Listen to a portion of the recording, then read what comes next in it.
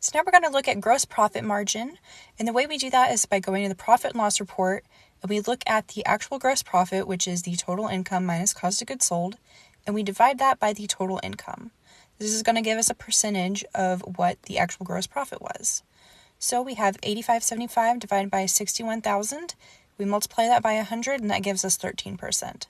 And we basically just keep going down the line for each and every month for that year. So we have this number and we divide it by 156,000, which gives us 59%. And then the next one that we do is actually going to be a negative gross profit. So that's negative 19,000, and then we multiply that, or we divide that by 77,000, which gives us a negative 25%. So like I said, we just keep going down the line for every month, and I wrote it all down here. And basically, I'm going to use this to identify trends and see if the percentage keeps going up or down for that. And I use this to be able to help project with cash flow and profit forecasting. So now let's move on to the next portion. I'm going to look at just March's information alone. So the total income or revenue was $89,000. So that's what I have put there. The actual cost of goods sold was around $40,000. So I marked that down.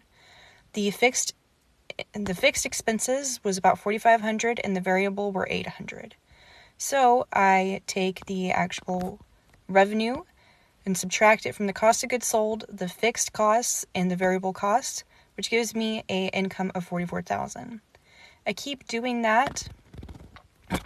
And basically, whenever we did the trends earlier, you can see from November to January, there's a 2% trend that's been going on. So I take March's revenue, which is $89,000, and multiply it by 2%, which gives me $1,780. And then I add that $1,780 to that $8,900, which gives me about $90K of profit.